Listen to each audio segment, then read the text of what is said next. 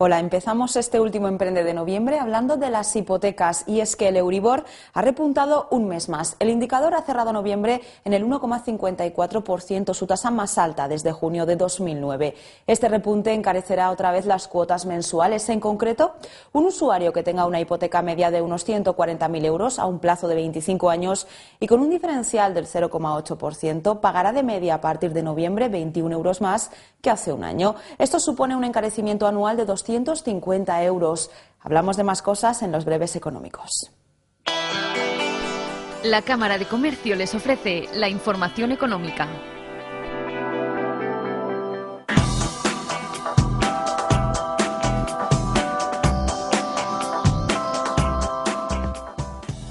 La inflación armonizada bajó una décima en noviembre y se sitúa en el 2,2% anual, según los datos adelantados por el Instituto Nacional de Estadística.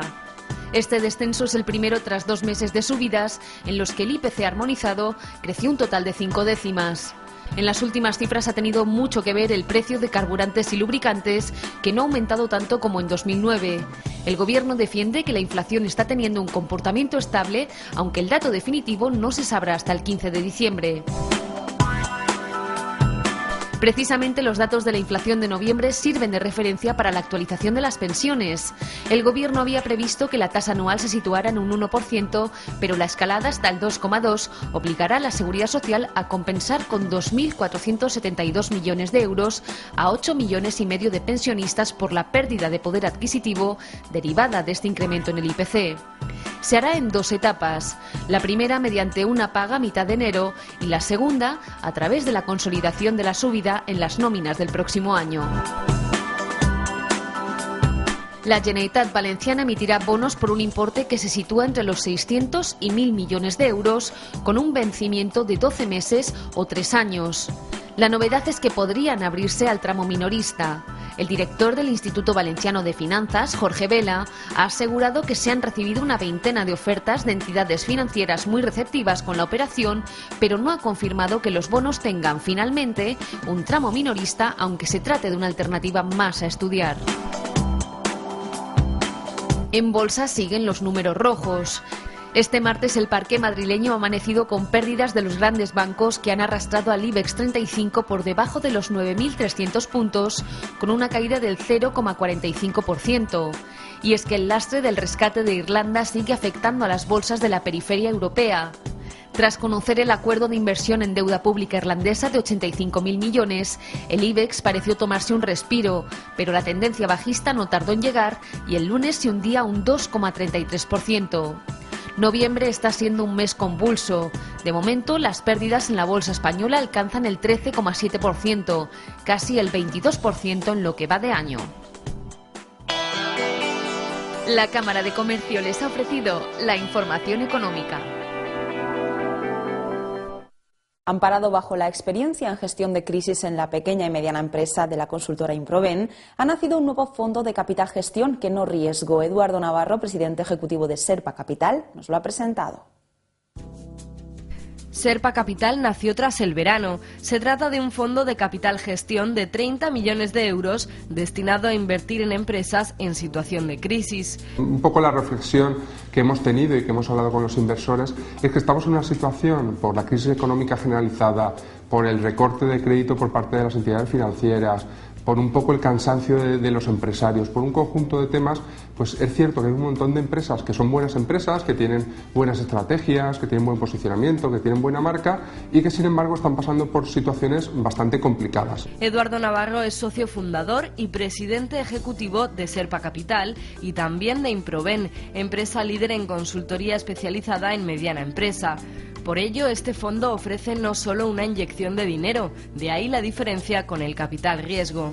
El capital riesgo está muy asociado a un concepto muy financiero, muy de entro, toco 4 cositas y me voy enseguida. No es ese concepto. El concepto es sobre todo gestionar. O sea, hablamos de capital gestión porque queremos poner tanto capital como gestión, ayudar a las empresas que no solo necesitan dinero. Hay una parte importante que es que las empresas necesitan dinero, pero también muchas veces necesitan profesionalizar su gestión, necesitan internacionalizarse, irse al exterior o fusionarse con un competidor, o necesitan un montón de cosas que no son solo el dinero. Entonces pensamos que solo con dinero muchas situaciones no se pueden resolver, pero sí con capital más gestión sí que tienen mucha solución a la mayoría de sus problemas. Las empresas a las que se dirige este fondo son aquellas con una horquilla de facturación de entre 10 y 200 millones de euros, no importa el sector.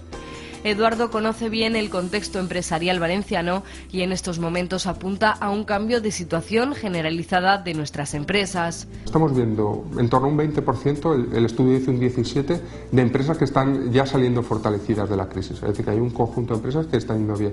Estamos viendo un conjunto de un 30 o un 40% de las empresas que están muy asfixiadas. O sea, encontramos empresas que siguen ahí en la crisis muy... Y luego encontramos otro 40% aproximadamente que le venimos a llamar los zombies. Es decir, empresas que ni van bien ni van mal. Están ahí medio fastidiadas, pero tampoco están tan fastidiadas y ahí hay un caldo de cultivo de empresas que necesitan ayuda. Ahí hay mucha empresa que necesita ayuda, decir, oye, es que estoy que ni gano dinero ni me va del todo mal, pero jolín, a largo plazo tengo que tomar alguna determinación. Y ahí estamos encontrando muchos, tanto ahí como también estamos viendo muchas empresas que están en concurso o en situación preconcursal, pero ahí estamos encontrando muchas empresas que necesitan ayuda, y más que nosotros partimos de la hipótesis de que la economía española va a estar parada 4 o 5 años más. Entonces, suponiendo que vamos a estar 4 o 5 años más, pues la verdad es que las empresas necesitan hacer algo para remontar las situaciones que están teniendo ahora mismo.